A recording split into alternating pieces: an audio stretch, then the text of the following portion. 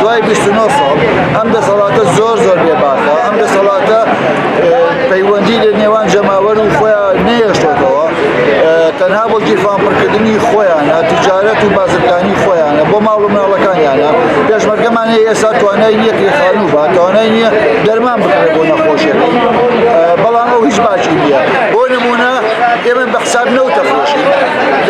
لە فرۆشتنی نەوت مانگی داهاتوو دەوڵەتی تورکی فاشیست 86 ملیارد دلار قازاجی کرد میلیۆن دلار قازاجی کردووە و حکوومەتی خۆمان 82 میلیۆن دلاری بۆ ماوەتەوە کەواتە سوودەکەی بۆ داگیرکەرانە تا سەر ئێسقان بەڕاستی ئەمانەی ئێمە نازان بۆ ئەوە نەخۆفرۆش و ئێمنانە ناو جەماوەری خۆیان بۆ چوار پەرچەی پێشمەرگەی دێرین یەک بگرن بۆ دوژمنایەتی ئەکەن لە ناو یەکە بۆ ڕەشکێشی تورکیاکەن و پێشڕەویەکەن لە ڕۆژاوە بۆ ڕۆژ هەڵات و ئەمانیکایکەن بۆ نیان هەمووی یەک بن بۆکو پێشمەرگەی دێرین بەڕاستی تا سەر ئێسقان دژی ئەو لەشکێشی تورکیاکەن دەتوانیە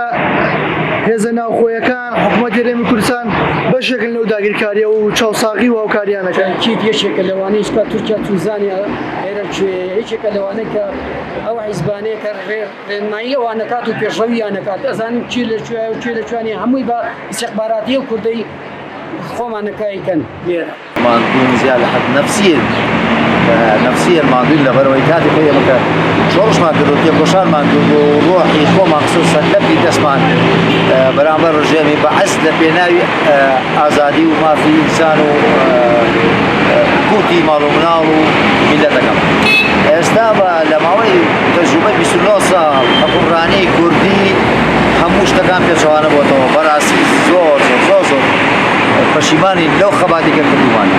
نانی ئەبرێت میلەتێکی تورکمانی ئەبڕ میلەتێک تا ئێستا لە 30 ساڵ حکومڕانی حکوومەتێکە تا ئێستا کارەبایەکی نەدیوە ئاوێکی نەدیوە ساڵێکی ئیسراحەتی نەدیوە ساڵێکی چوو ئەم حکوومەتە هیچ ڕەسیدێکی بۆ ئەم پێکۆشە و ئەم قارەمانەدا نەداوە